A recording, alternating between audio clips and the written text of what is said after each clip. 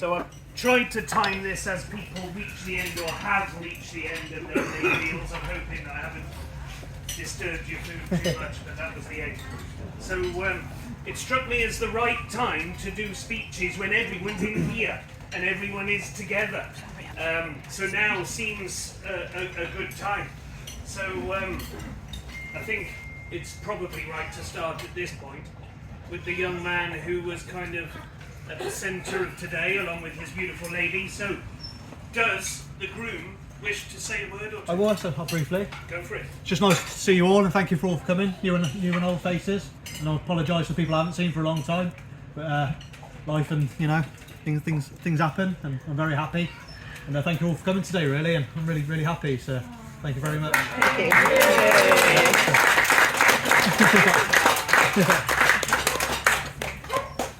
Father of the bride. Now, you and I spoke earlier, and you said to me, bride had said, no, Dad, don't do it.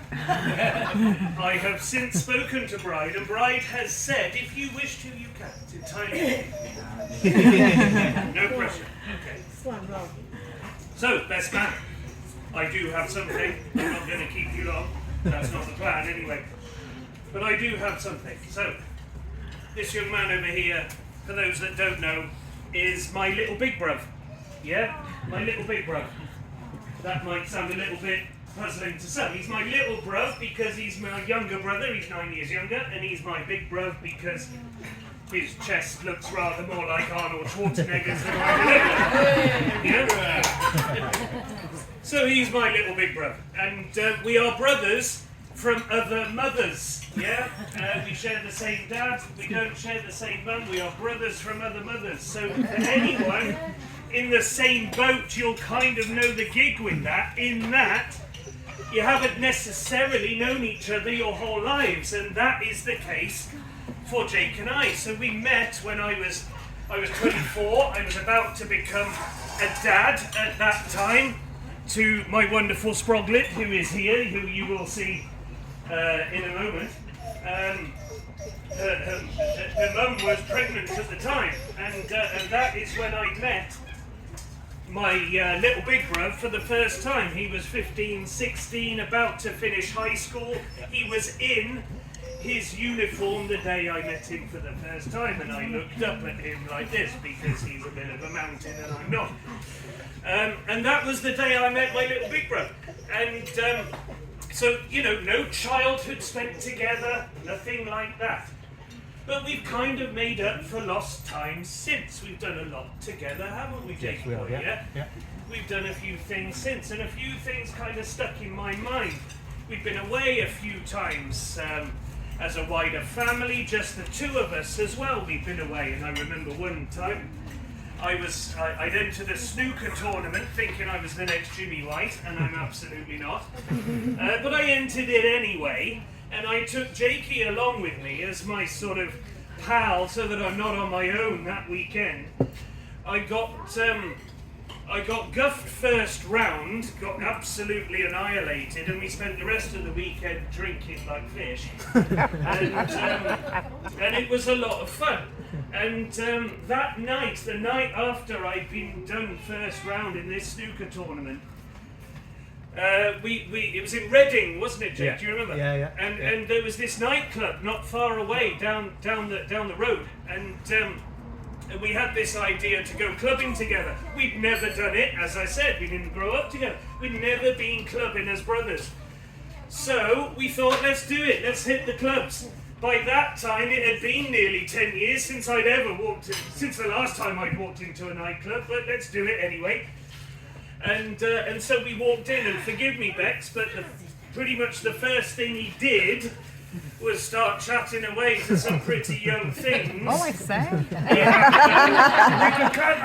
In this sort of first bit of the club, and I thought, no, I'm not going to cramp his style. I'll leave him to strut his stuff in front of these lovely young ladies. So I went and sat. There was these chairs and these tables in the corner over here. So I just thought, yeah, I'll sit here. I'm not going to embarrass the guy, you know. I'll leave him to it. The next thing I knew, it was about 3:30 in the morning. I'd fallen asleep like this. And I had this big muscular guy in black come tap me on the shoulder and say, you know it's going home time now, don't you, fella? Yeah? So that night clubbing together turned out to be absolutely nothing because I slept through it. But it was nice. We went away for the weekend, we bonded. There was another one. I thought, in another sort of blind Jimmy White moment, I thought I'd enter a pool tournament in North Wales. And we went and stayed, again, Jake and I, at this Pontins site in North Wales. He'd never seen a Pontins site before in his life. Yeah, we walked along this coastal road and turned into the Pontins site. He said to me, what the F is that? I said, that's our digs for the weekend. And I said, what's the matter with it? He said, how long have you got? Yeah. He reminded me of this earlier on this morning when we were at his flat getting ready, and he said it looked like a prison. There we go. That was our next weekend away, staying in prison together. Kind of. And actually it kind of almost ended up like that, because my first match, my round one, was on the Saturday morning. We went up on the Friday on the train. So the Friday night we went in this pub in the town. And we thought, yeah, it'd be good to get some practice in. I've got my first round in the pool tournament Saturday morning. So let's get some practice in. Let's play doubles against anyone that walks in this pub. We might win a few pennies and a few pounds in the process. And sure enough, we did. Do you remember? Yeah, we won an absolute bucket load. Yeah. We kept beating everybody. Kept the beers going, didn't it? Yeah, absolutely. We kept beating everybody that appeared and put a tenner or a 20 on the table. We won loads of money. And one of the reasons why we won loads of money that evening is because I hadn't taken my cue, my prized possession, my cue, to the pub that night for fear that I'd damage it in some way ahead of the tournament the next day. So I picked this other cue up off the rack in the pub. And I was playing like a dream with it. I said to Jake, I am not leaving this pub tonight without this cue. I'm playing like God. I'm playing like Jimmy White. I am not leaving without it. Anyone who's ever played a cue sport may know that a lot of these cues, they are screws. They're like 3/4 of the way down, there's a screw. So I said, I'm leaving with it. I'm taking this cue. I unscrewed it, I put the longer end down the inside of my trouser leg, and I put the shorter end up my sleeve of whatever top I was wearing that night. He said, Ian, do not do this. I'm not getting in trouble. Do not do this. Do not do it. I said, I've got to. I've got to, Jake. So when I put the one up the trouser and the other one up the sleeve, I said, right, it's time to go. He bolted out of the front door of this pub like Usain Bolt. And of course I couldn't do that. Yeah? I couldn't bolt down the road like Usain Bolt. But I did my best. So one thing to learn from that is that of the two of us, who's the sensible one? The one who tried to talk me out of it. Bex, you're in safe hands. You will never ever do anything slightly naughty. That's good. You're in good. Okay, he might do the odd things. But that day he tried to talk me out of it like a good little big brother. Fast forward a few years from there, we're at 2016 now. For various reasons I moved in with him for about 3 months. I lived with Jake for 3 months. And one thing struck me straight away. Maybe day 2, day 3, something like that. All I'd seen him eat in those 2 or 3 days was chicken and lettuce. Chicken and lettuce for breakfast. Chicken and lettuce for lunch. Chicken and lettuce for tea. Chicken and lettuce for a snack. Just chicken and lettuce. That was all the guy. It was shopping for him in those 3 months when he put me up was the easiest thing in the world. I just grabbed some chicken and grabbed some lettuce. Job done. It was the easiest thing in the world. So that taught me something else ahead of tonight. Okay, you're in safe hands, Bex. He's not going to break the law and nick pool cues from pubs.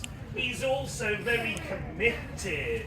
He committed to this extraordinary diet of chicken and lettuce for 3 months solid, I believe, as a method of getting Schwarzenegger status.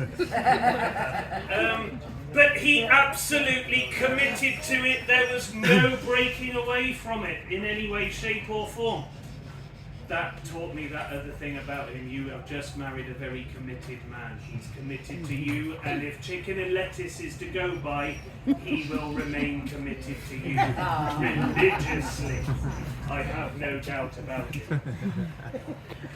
So over the years we've done a few things together, but I thought, okay, best man speech. The key thing in a best man speech is humour, although I'm kind of not nailing that up to now.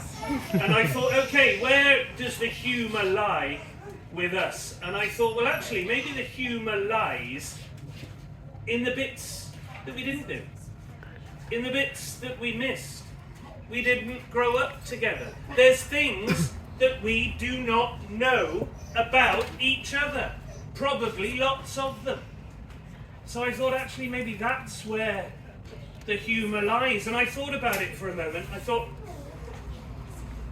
okay, one thing I don't really know anything about Jake is exes.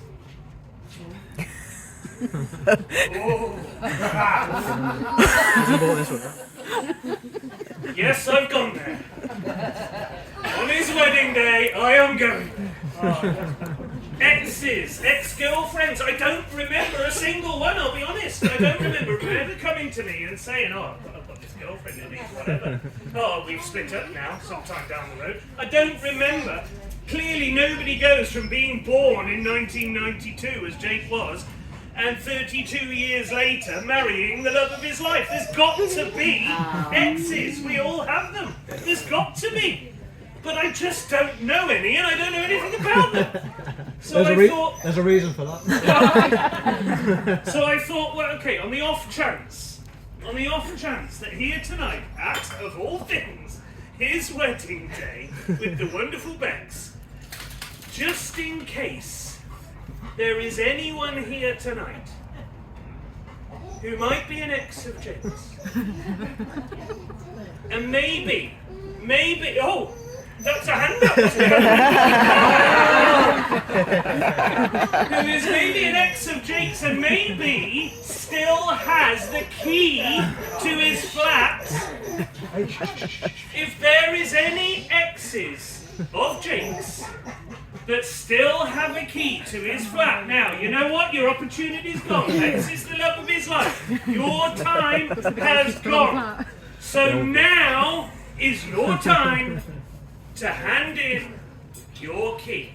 Please, if there is anybody here tonight still with a key to Jake's flat,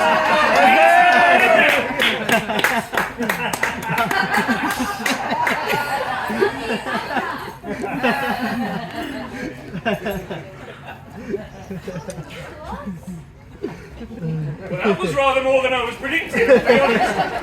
Thank you, lady. Thank you. Didn't we even have my sister has sister I think you two have got some notes to compare. later.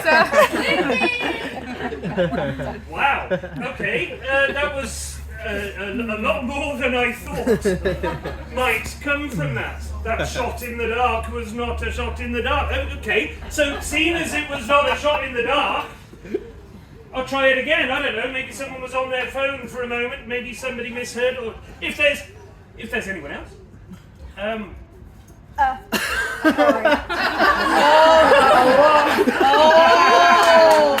My fiancée Tracy. God's sake, Trey. I was a busy boy, I'm sorry. Words. Okay, there we go. Bit of a shock. The shocks are coming thick and fast. Things tend to come in threes. So, one last call. is there anybody else in this room who might be an ex of Jake's still with a key to his flat? Oh,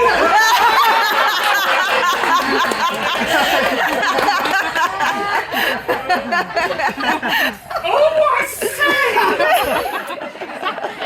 Came out from boxing recently. He's just a bit on the side, you know. So after that is forgiven. I'll give it. That is amazing. Wow! Love it.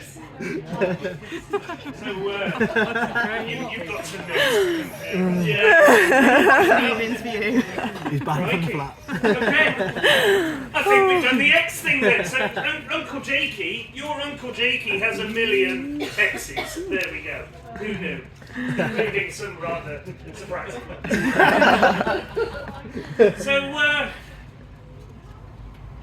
So the other area of life that maybe we don't know anything about each other is perhaps where the other sort of comical thing might lie.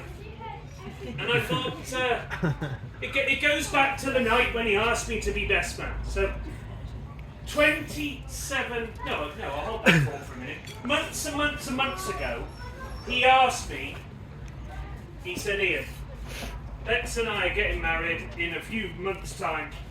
Will you, that night, do a bit of entertainment-y type stuff during the night? And as a former holiday camp entertainer of 20 years ago, I thought, why the fuck did you ask me?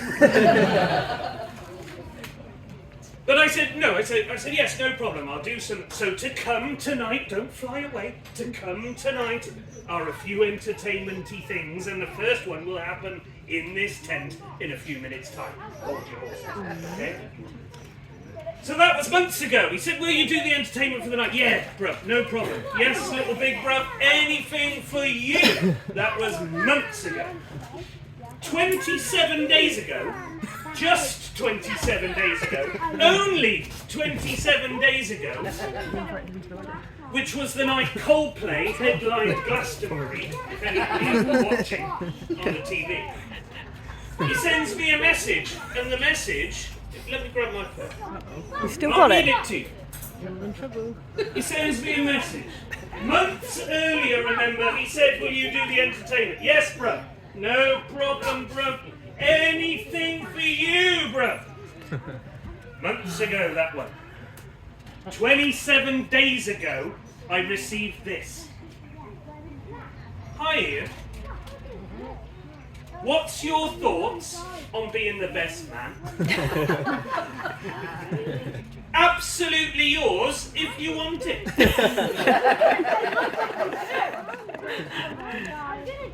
Next line, as well as party man. So he still wants to entertain, yeah. He still wants that he'd asked months earlier. I will supply you with beer through the night. I'll do that again. I will supply you with beer through the night. I think so. I'm trying. Where's my fucking wallet? I don't know where that's gone. My eyes lit up when I read that bit. I'd be honoured, I replied. Awesome!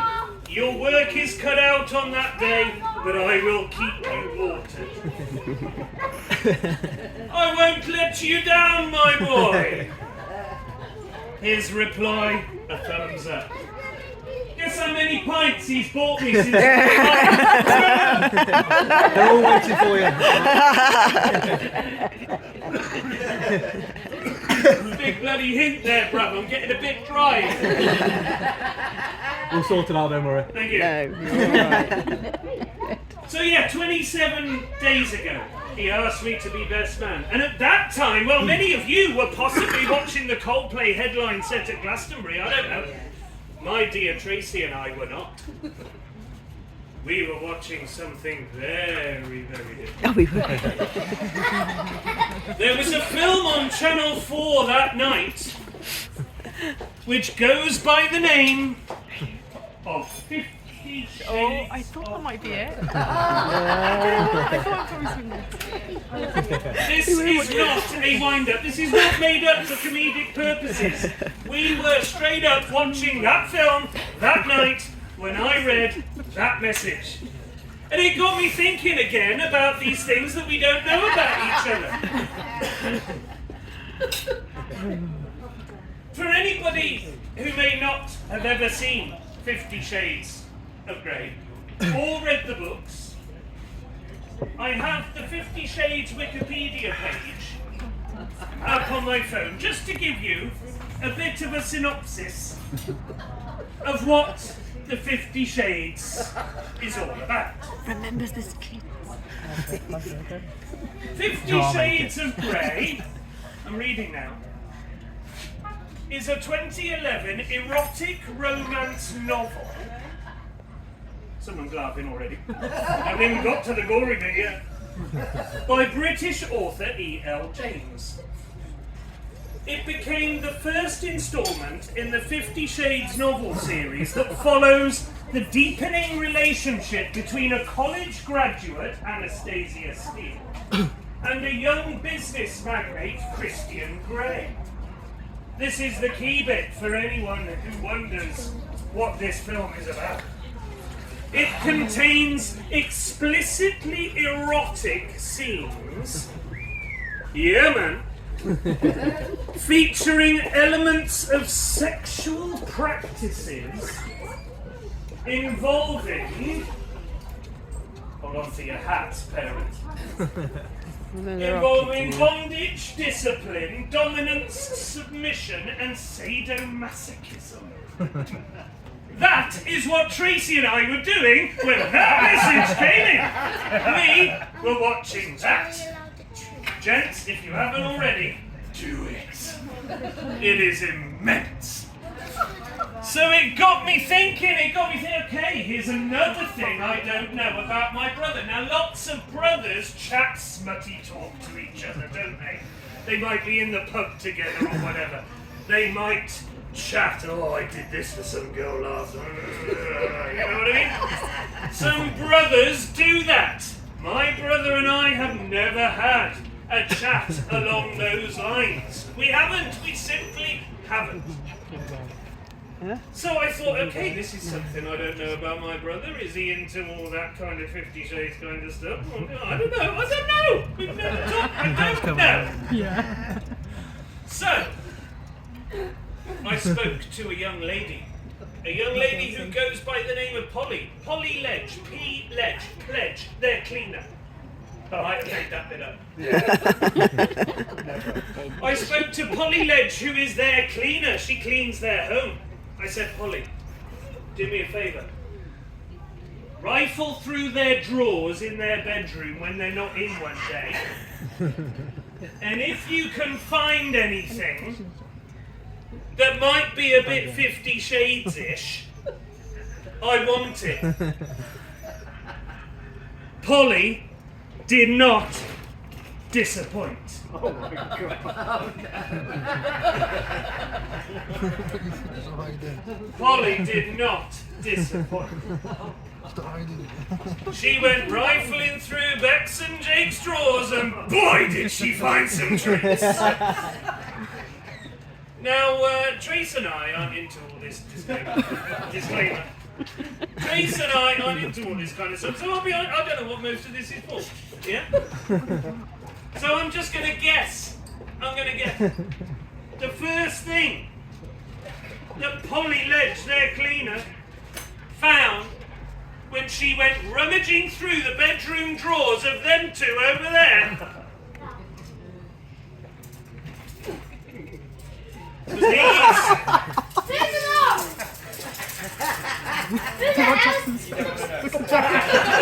Ian, this kid. When he got arrested. Souvenir. Been in trouble with the law or something? That was you. That was me. Yeah. That was the first thing. The second thing that Polly found was this.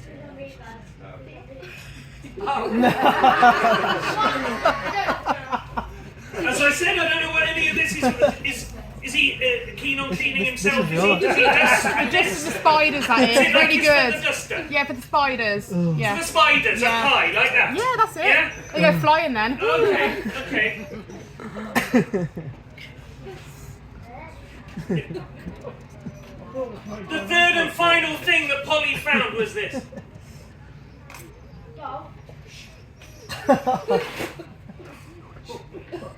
What the hell is that? That's it, Ian. Clint. They got lots of Bex, flies. stand up. No. Ian. I'm not a fly, thank you. Hello. Your poor, poor little ass. It's a fly spotter. A lovely little fly spotter. Who knew? Who knew? There we go. The bedroom activities of the new marriage. It's not, it's Cupsy. I didn't. That my mate. Bex, in all seriousness.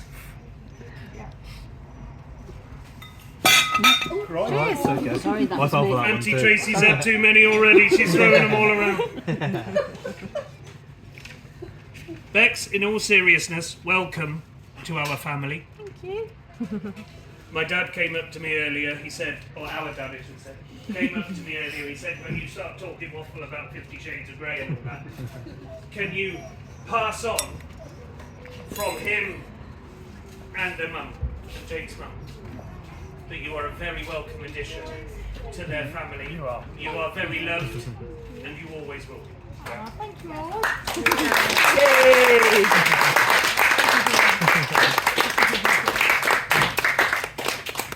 My addition to that would be, yes, welcome to our family. As you know, our family is a little bit of a Snickers bar. There's plenty of sweetness in there, but it's packed full of nuts. Packed full of nuts. But what you have just done today, a few hours ago, is increase the sweetness of that Snickers bar no end. Yeah. Bex, you're awesome. Welcome to the bar.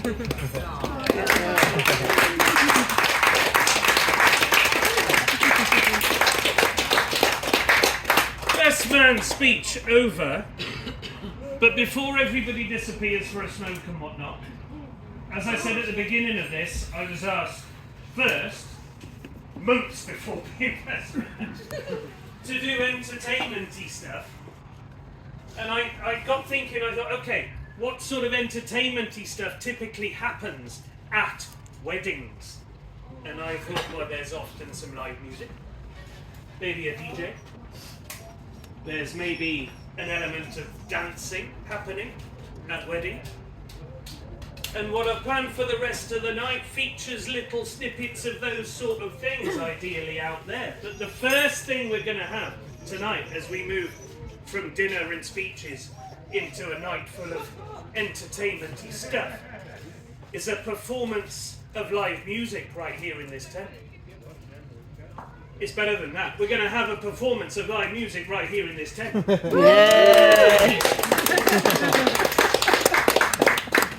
About 12 years ago, our father over there bought a small pink guitar as a Christmas present, I think it was, for my little Sproglet over there, who was about 4 or 5 at the time.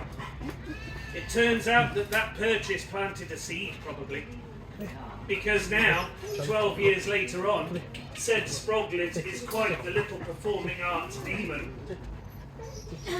An actor, a musician, an artist. They come out with some pretty extraordinary stuff. So to start the night's entertainment, I couldn't think of anybody better, frankly. With their rendition on guitar and vocals of the John Legend song All of Me, which for anybody who was there earlier on, it played in the wedding ceremony. We didn't plan that, I didn't know it was going to play. It's over to you, Scrog.